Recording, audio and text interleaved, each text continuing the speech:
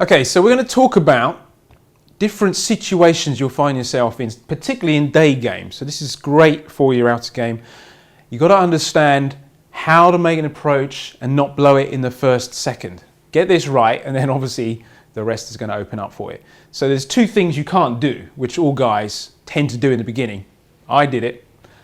It's being too needy. It comes across needy when you do this, for instance. If I walk up to her and I'm looking at her like this, out the corner of my eye, now that's going to make her react in a very specific way. But guys do that because in their mind they don't really believe they're actually going to get a positive outcome out of it, and it shows in their body language straight away. Another thing a guy will try and do is I'll overcompensate, and I'll try and walk up to her and they go too close or they're too aggressive. So it might look like this. They walk up to her and they're in a club or a bar, and it might be here, and they're trying to be cool, but she's having to lean back. She knows that's uncomfortable. He doesn't get it yet. The ideal position would be about arm's length here. It's about right. Also, you can get your head position right, and she may tilt her head up and down to give you some attraction indicators, but she's very comfortable. She's standing her ground, you're standing your ground, and you can now talk like this, and you can also sway a little bit as opposed to leaning in like we were talking about, which looks like this. Like this. You end up doing this a lot. Now that's a little bit uncomfortable. I'm too close. I'm in her personal space too much, and she'll lean away perhaps. It's not very comfortable for her, but it's more comfortable if you turn this way and you can kind of just talk here and then turn this way. Talk here, turn this way, eye contact. So that's a nice comfortable position. See this kind of angle. When you're in a club, it's very, very good. Day game's a little bit different because you haven't got the ambience, the noise and the sound, so you don't have to listen too close. So you can actually talk from here. And this actually makes you look more alpha straight away. So if we turn this way and position you here, see how I'm standing here, but it's about arm's length away, but we're still pretty close. And we can probably move in and move out a little bit like this.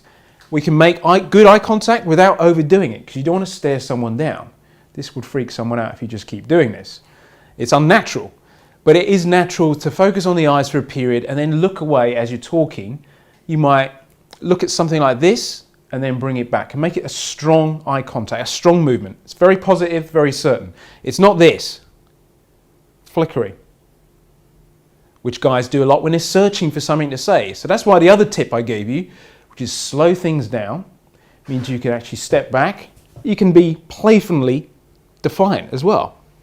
So adding that playful aspect to your body language gives you space and time to play around with this interaction. And she might answer back with that one as well. And you might like, okay, game on. Internally, that's what's going on. And then with your language and in the banter, you can continue that. That's flirtation. That's how it works. So it's that push and pull we were talking about before.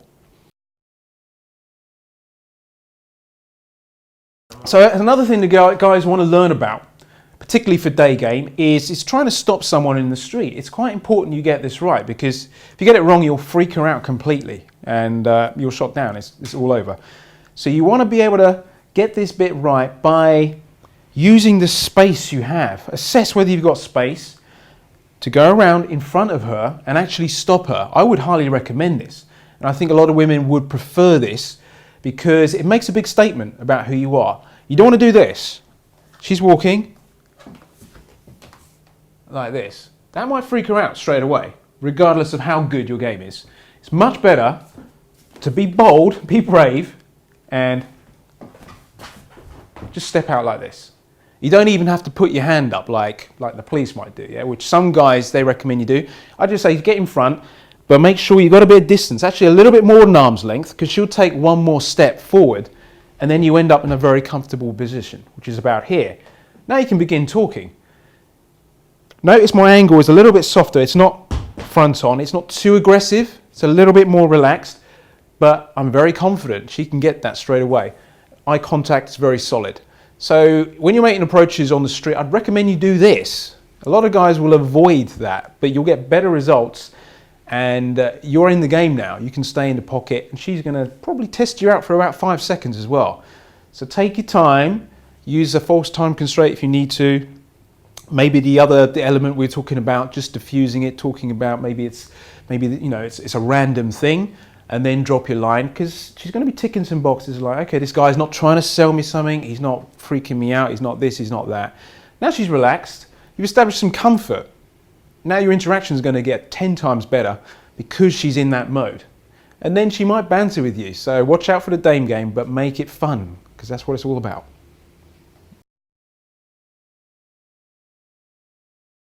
When you're doing night game, you can be much more playful than most guys, especially, there's no comparison with day game. Night game, you can get away with murder, you can be crazy. You've got the music, people are intoxicated, there's energy, there's vibe. So imagine you're flirting and bantering, and you've established a bit of keynote, and there's a bit of, what are you on about, this kind of thing. And then she's obviously going to play back a little bit as well. Ah, it's like that now, is it? Okay. Put your hands out. Okay. Higher. All right, let's go. I'm taking you away. And you can walk off. Now that's very playful. If you do this in a club, think about everyone watching. They're all going to enjoy the moment. It's going to look quite funny. She wasn't expecting that. It was a complete surprise and shock. It's going to create some sort of response within you that it's going to another place than predictable stuff, isn't it? Subconsciously, she's going to feel like you're an alpha male as well. So you do have to be careful that you haven't had too much to drink and you don't drop her on her head. That's the only advice I'm going to give you here, is you've got to be very, very careful with this lady. You don't want to injure her as a result of something you're trying to do to establish more attraction. But place her down very carefully. She knows the stakes are up a little bit and she'll come back with something else. But now you're conspiring against each other a little bit. It's a very good attitude, a good approach to seduction. It's be physical, use words, use wit, use charm, use eyes, use everything you've got. Do things other guys don't do. That there was just a silly moment, but you know what? It makes an impression. It makes an impact, doesn't it? Mm-hmm, definitely. Okay, here we have Kezia's sister, Hadassah. She's going to help us with this demonstration. All right, so what we're going to talk about here is introducing an element of keynote. And it's very important to establish this quite early on. A lot of the guys are quite fearful of this. So why do you need to do it? Because you are hoping for this interaction to go in a specific direction where it gets very physical. Now, if she isn't used to you being physical with her quite early on, it will come as a shock and surprise when you suddenly do. For instance, maybe we've been talking and keeping a distance for a couple of hours on a date, and I'm trying to be polite and sophisticated and elegant, and then I'm thinking, all right, I need this to move forwards. I might be tempted to try and reach out and try and go for a kiss, which might freak her out a little bit, because she's like, what the hell is happening? We haven't escalated anything. You've gone from here, from nothing, and you've just jumped up to this level. You've got to see escalation, especially with keynote, as a gradual process. And the sooner you can introduce this, the more comfortable she'll be with it, and the more she'll kind of oil the whole thing as well. She might start getting involved, and you're both doing it, and it escalates and goes in a healthy direction. So things you can do is make sure that you're sitting in a decent angle where you're pretty close, and your knees and legs can touch a little bit. It will happen as you get closer, but also you're not leaning into her. You can be very, very relaxed and lean back. And you're still pretty close, but you also look more confident, you feel more confident. She feels more relaxed around you because you're not taking up her personal space. You don't want to be doing this straight away. It's just too much, too fast, too soon. It actually gives away value. It's not going to work for you. This is better. Some guys will view this and think, this just looks like arrogance. Well, it's because they can't do it. They don't know what it is, but it's showing that you're very relaxed and very, very confident. And she's also seeing a guy with high status. And you're seeing a woman of high status. She's sitting in a very, very feminine way, and she knows how to carry herself. So if I was a guy and I'm looking at her and thinking, and she's slouched and all this kind of stuff, I would pick up on that. It's the same as you doing this stuff. It's as bad as slouching for a woman. So be aware of these comparisons. So now we're talking, we can just talk about certain things and just introduce light touches where, because we're at an angle here where we can do this, my arm could even be here. It could be, you have a joke or a jest or something like this. Crazy. She might hit me as well. This is very normal. If you watch people having conversations, they will do this all the time. But then when you want to spice it up and be a bit cheekier, you got to be wary of where you can touch. There's certain areas you obviously can't touch. And I don't need to tell you, but anywhere near her vulnerable areas and more sexual areas around here, you must avoid for obvious reasons. So what does that leave you with? Do you know what? You can actually be playful with the knee. You might notice that she's got very cute knobbly knees. And do you know what? That will give her a sensation. It's kind of sexual, but it's just about borderline. You can get away with it, but it says you're cheeky and confident. So that wouldn't put you off necessarily, would it? No. Especially if it's done at the right time. There's other things you might notice about her shoes or feet. Wow, amazing shoes. And you might looking at them. You're establishing a little bit of touch here, but it's allowed. She knows that, you know, this could become a physical sexual thing. She can feel that sexual tension already. So she's going to expect some sort of keynote. So that's a good way to start. Another way, I just do ridiculous things. Sometimes you can just get away with anything. So one thing I do, I was speaking to a girl and she's asking if I was into health and fitness. And she looked at me and said, you obviously work out. And so it's just an opportunity to use keynote. You use any opportunity you can. So I'm like, no, I haven't worked out for a couple of years. And I said, I'll prove it. I took a hand like this, but I took it in a certain way. And then we got into an arm wrestle. Now it looks ridiculous, but it's keynote. You're actually establishing keynote. Clearly, I'm going to win the arm wrestle if we take it seriously. But I'm not going to take it seriously. It's a game. Now we got some keynote here, and I'm like, whoa, okay, I've got no chance. Now I'm just measuring her muscles like this. All right, okay, if you balance here and then here. Okay, let's go. Let's go. Whoa. I can do that now. Now that looks silly from the outside, but within it's playful, it's a game. You're establishing some keynote, and you can use any excuse to do it. You don't have to be so premeditated. That's why being playful and having a good sense of humour can allow you to get away with murder. But can you see how we can establish keynote very, very easily? And now I'm also a little bit closer, and if you want, you can kind of like, whew, that was a close contest or whatever, anything. For you to make her feel comfortable with the physicality. And that's what two people are getting together for. That's what men and women get together for. You know, so you must get comfortable with it.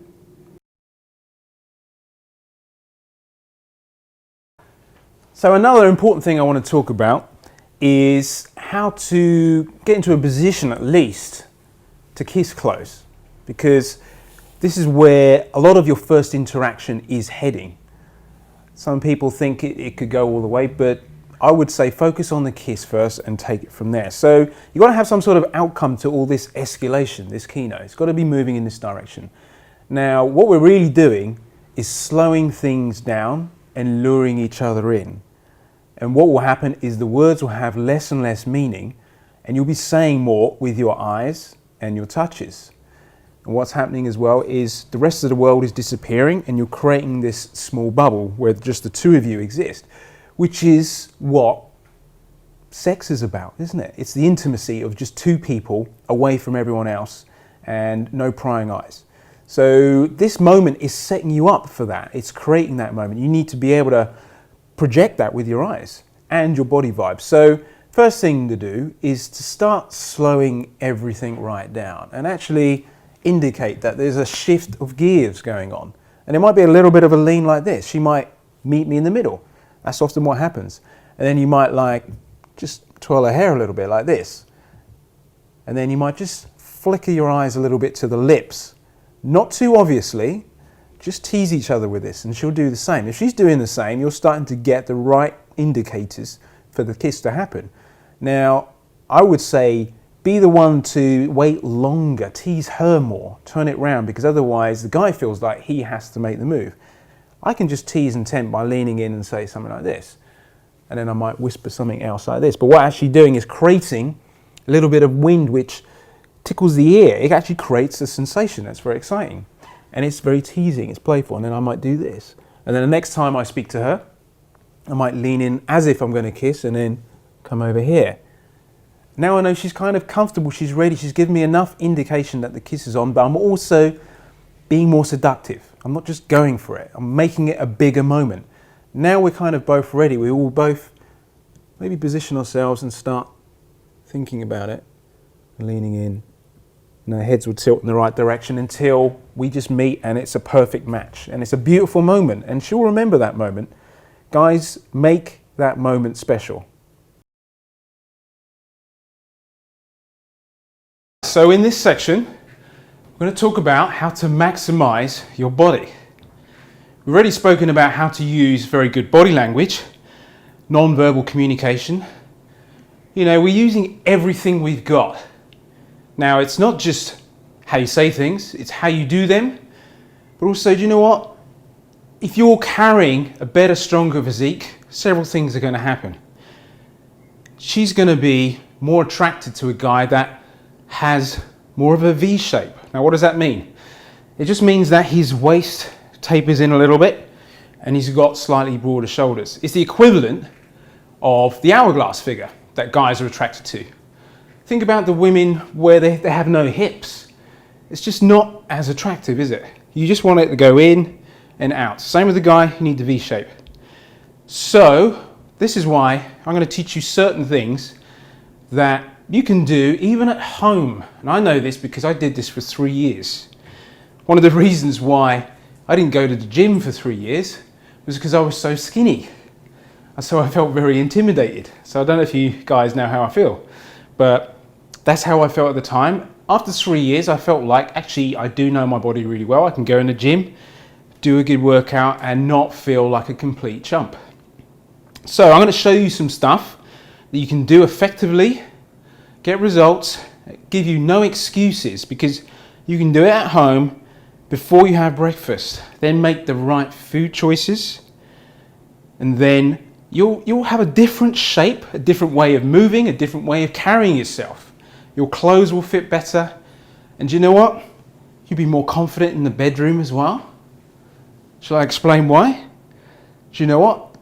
The bedroom and having sex, that's a physical activity. That requires strength, endurance, physicality. It requires you understanding your own body, understanding her body. This type of training allows you to really reap the benefits of being a more masculine, attractive guy. It's not about being a big bodybuilder. There is a difference. Let me explain something. Many of the guys that you see with these great muscular ripped bodies are using certain things to help them. It could be all sorts of things from supplements, vitamins, photography techniques, and even steroids. It's quite a common thing. So this image that we're trying to compare ourselves against is not realistic. Unfortunately, it's actually not what women are looking for. You can ask 99% of them what they find attractive in a man, and it's not having muscles and veins popping out everywhere.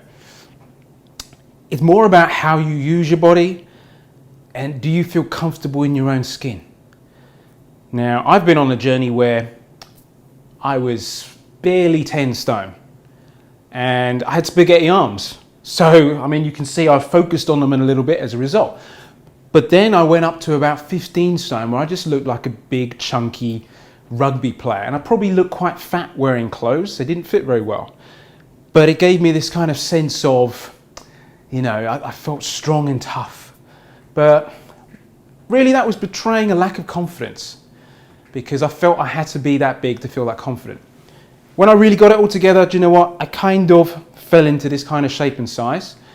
And it happens to be the same sort of shape and size you see throughout Hollywood, whether it's your Daniel Craig's or it was Brad Pitt in Troy. Similar sort of shape, similar sort of size, where, you know, the body fat's around about 10%, so you can see some abs, you see some muscularity, but the shape, there's a V shape, and there's enough muscle there to say that this guy can defend me, can look after himself, and he looks good in clothes. And that's really what you need. So I'm going to talk about, in the next section, the actual exercises we're going to do, but before that I'm going to talk about the food you need to eat, because those are the main two elements really. And then we'll touch on the mindset stuff, which we've covered in other areas, and you can get very good results very quickly without doing half of the stuff that's advertised, because you know what, they're just trying to sell products. So you can do this, get great results. I did, and then take it to the gym if you want to get more serious.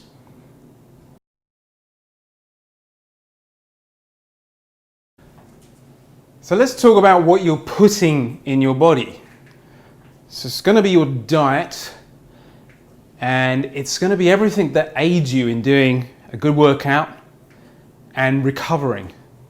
Now, one of the first things people think of, because I remember going there, was how many protein shakes do I need? Because that's what all the marketing is telling you. If you want muscle, you need to have loads of protein, so get protein shakes. It is true, you do need more protein. But the best sources are from natural food. They're from fish, chicken, eggs. If you're on a more of a vegetarian or vegan type of diet, then there are alternatives. We can talk about this. You know, beans are good, lentils. A lot of food has protein, but less amounts. So it's the amount you're consuming. Now, there's only one way to measure when this food is being effective, because all that food's good. You need to know that a certain amount is getting you the result you need. So you've got to be able to measure it week by week, I would say is the easiest way of doing this. Have a pretty strict kind of diet plan. You have the same sort of things. So for breakfast, it might be eggs. Lunch, it might be chicken with greens. In the evening, it might be fish with greens. That's just keeping it very, very boring and simple. But then you'll know how much you'll need to eat. You also know that maybe you need to eat maybe more carbs, for instance, carby foods, which could include brown rice, which is a good one, and a sweet potato, which are very two easy ones to get into your diet, and probably the ones that will benefit you the most, because there's issues with other foods. One of the main issues with these foods is they're heavily contaminated, or they contain additives, preservatives, all sorts of chemicals that affect your own biochemistry. That's really where the problem is. So I want you to start by thinking, okay, what type of guy am I? There's 3 types.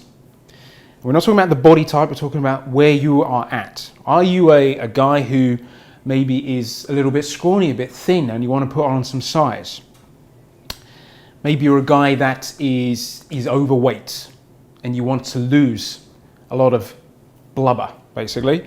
Or you're a guy who's kind of in the middle, he just wants to sharpen up what they've got.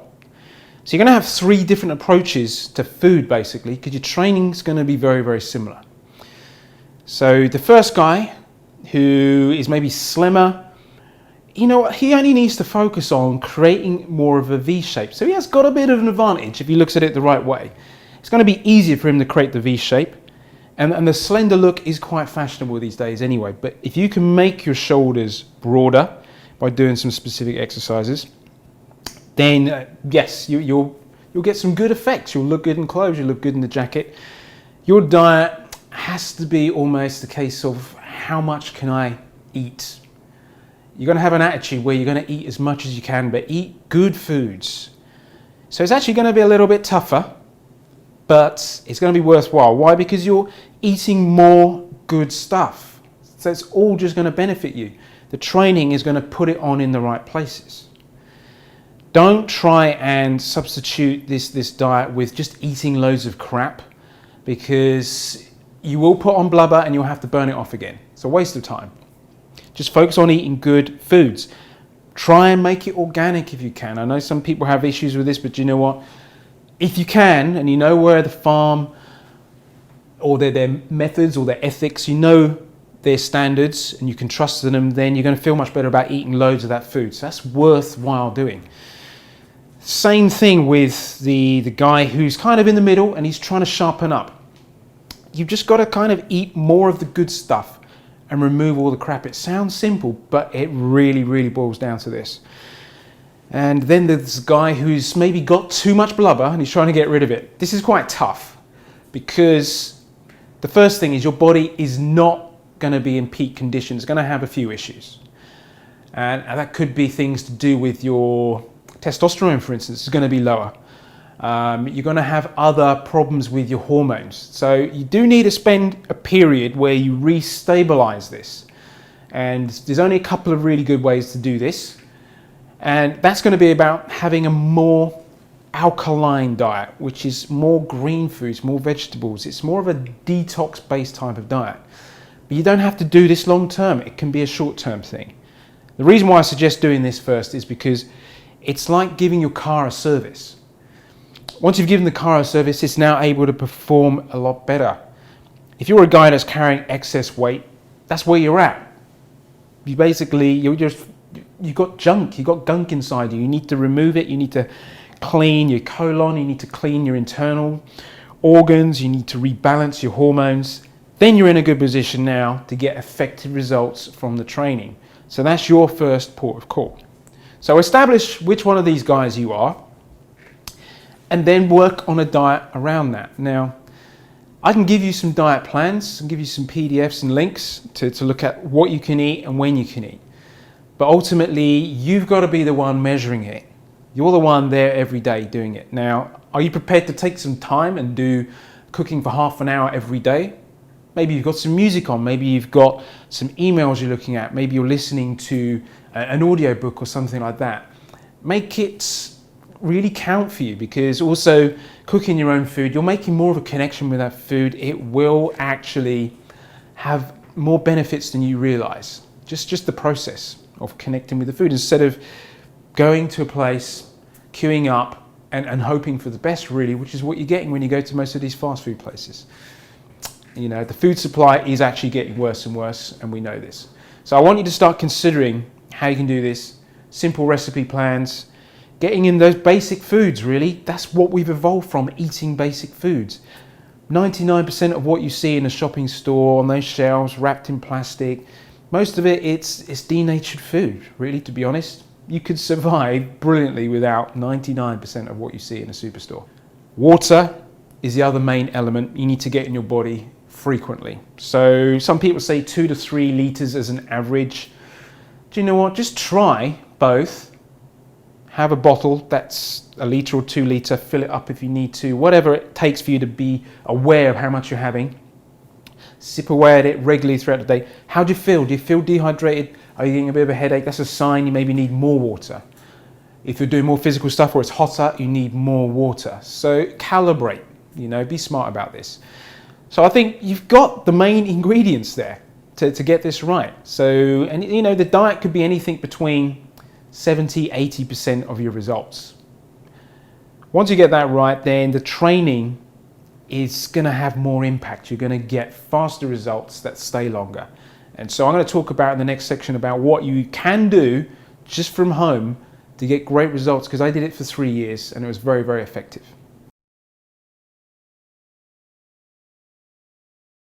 What workouts and what exercises do you need to do to get a body shape similar to mine, or just someone with more of a V shape, more of a masculine look? Do you know what? Gyms are great, very, very effective. You've got the whole range of equipment for different movements, different poundages. It's superb. But not everyone feels comfortable going to the gym, and there's a lot of novices as well where it's just not going to happen. They're not going to find the time. They're not going to feel comfortable about that environment. I was a similar sort of guy for the first couple of years, to be honest. So I spent a lot of time training at home, and this is where I learned different ways of using my body.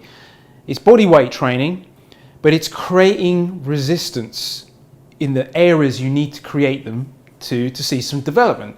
So as I say, one of the main things you want to do is create the V shape. You want to create a bigger chest, more shoulders, thicker arms, to give, it's almost an illusion that you're a lot wider than you are. That helps when you've got a smaller waist. So those are the main areas we're looking at. But you cannot neglect what you're doing with your legs either. A lot of people make this mistake, but the more you train one half of your body as opposed to the other half, the more imbalances you create, which creates tensions and can create a lot of injuries. That's the last thing you need. You must have a mindset where injuries are the last thing that are ever going to happen to you. Some of these guys are out there doing stuff like, we know what we're talking about here, this CrossFit and other training methods, which are great for seasoned athletes, people with physical pedigree. They've got some sort of background, some foundation in training. But if you're a novice and you're going around throwing these heavy weights and doing it against a clock, under fatigue, you are risking injury. Very, very bad injuries. We see it a lot. So I think there's not a problem with the sport. I just think there's a problem with some of the people going into it without the correct foundational training. So I think if you just take these methods I'm teaching you now and perfect those, master those, it'll be a great foundation for any other type of training you could ever consider, because you're taking care of the basics. So the basics are, you need to be moving and working against some sort of resistance in this range of motion here, which is your chest, shoulder area, and it's even working your triceps, but it's through here. You also want to be working through here. These are your primal movement patterns. You are designed to be strong in these directions. The other one is a pulling motion, which is through the back. And then lastly, it's working the legs.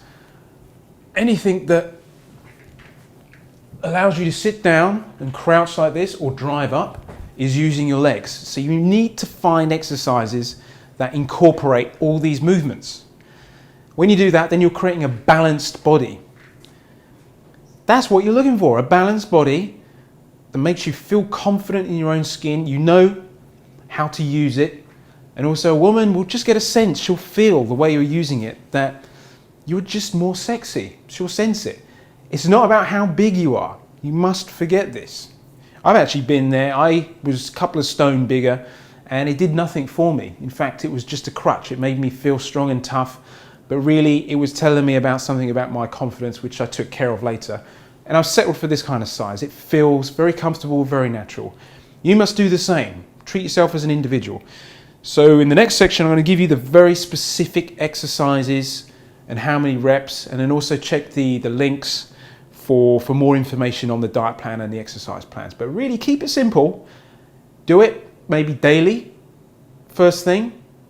It's very effective, and then you have something to eat afterwards. So you've taken care of something that people make a massive issue, make a big deal about, and you've taken care of it before you left the house. That's ideal. It's also setting you up to have a better day. Your endorphins are going to be higher. We spoke about getting into state. This stuff gets you into state. It's changing your biochemistry. So I'd highly recommend it, especially for a guy like you who's trying to develop his confidence in game. It's ideal. It's brilliant for longevity. I'm 40 years old, and most people, they find it hard to believe that I'm anything over 25, especially when I'm clean shaven. So I always grow a bit of a stubble. But do you know what? A lot of that, I'll put it down to the type of training I do. It's just enough to trigger a reaction in my body. It's enough stimulus to trigger the testosterone response I want, growth hormone response. These are the things that keep you young, strong, agile, and masculine. Now, I got to a point after a couple of years of the bodyweight training where I had to go to the gym to lift heavier weights to get the same responses. So at some point, maybe you'll progress to that. But please start here. Please make this a habit. Please start the day like this, because it's going to dramatically change your results. You have to be. You'll be a different person. So pay attention to the next section, and we'll keep it simple. Frontal exercises, mainly using chest, shoulders, and triceps. You want to be doing very controlled reps where you're pushing for maybe 1 second and then lowering for 2 or 3. So one's the concentric, one's the eccentric. Placing more tension on the muscle, you're working it harder. As soon as this starts getting too easy, just try and maybe elevate the position a little bit or do a slower eccentric, add an extra second. Keep doing this until you get stronger and stronger.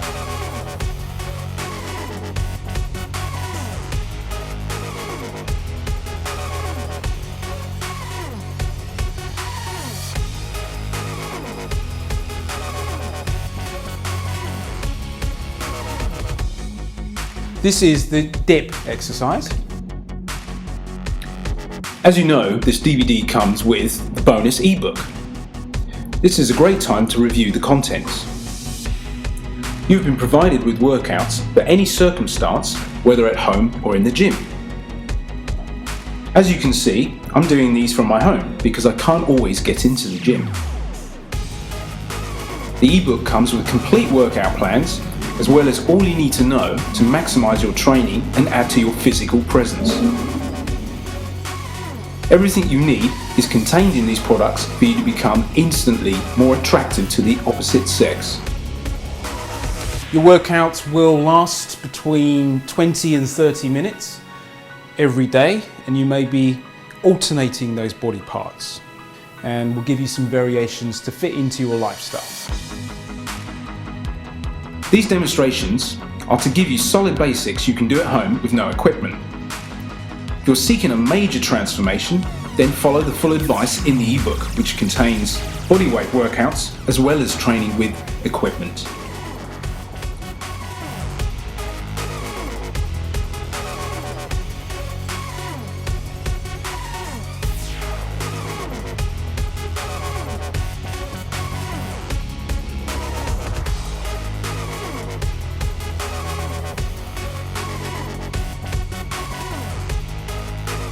Then you want to be eating straight after.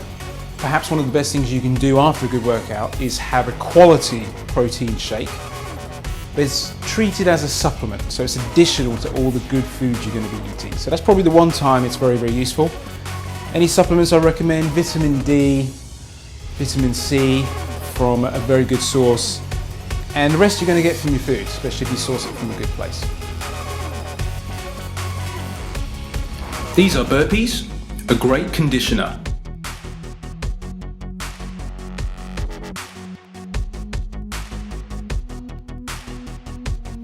This is the shoulder raise. Please note that you can use any form of resistance or weight, for example a water bottle that's filled. Form is the most important thing here.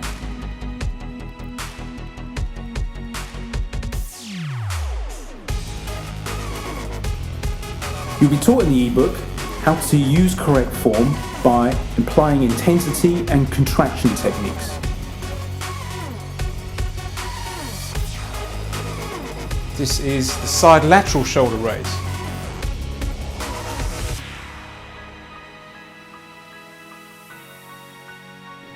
This is the bicep curl.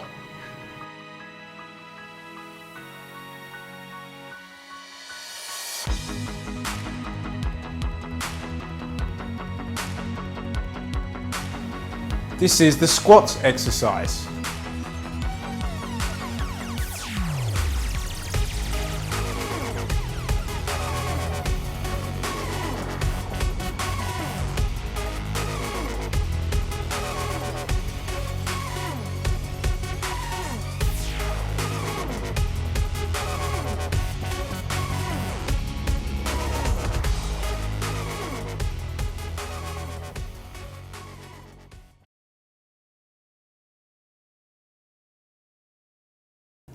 One of the things most of the guys talk about is the feeling of having more presence. That's what they're looking for. And a lot of this will come from your posture and your stature. And do you know what?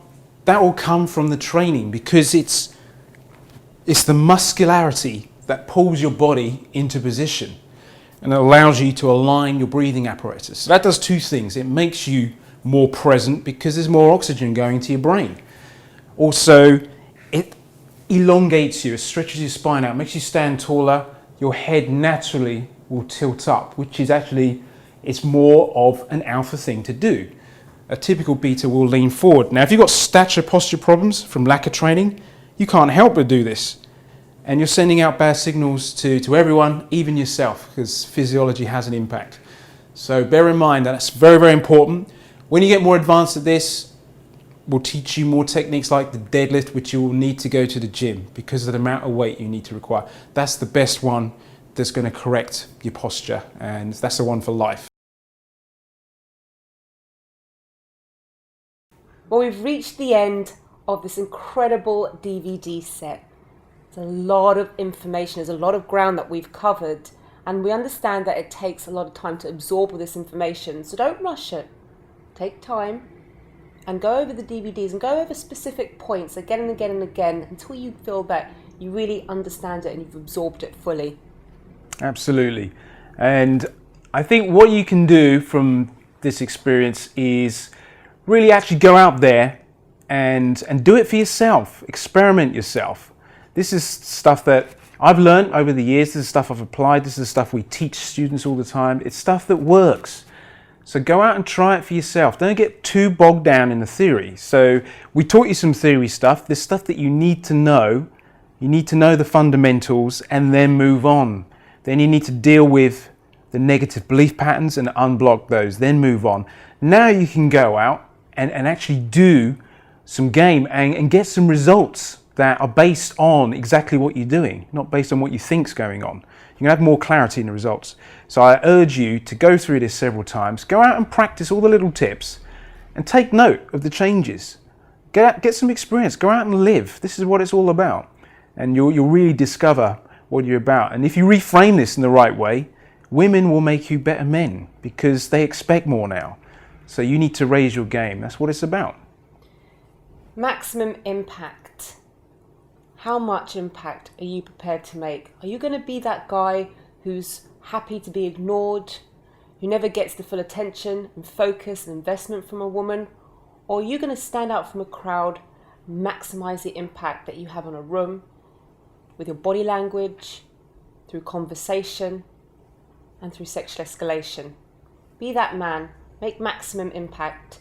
You can do it right now. We hope that you enjoyed these DVDs. You can find out more about myself and Vio and come to one of our live training events to put all this into practice and even more by checking out the website www.kzia-noble.com. So it's goodbye from me and goodbye from Vio. Take care, guys. Cheers.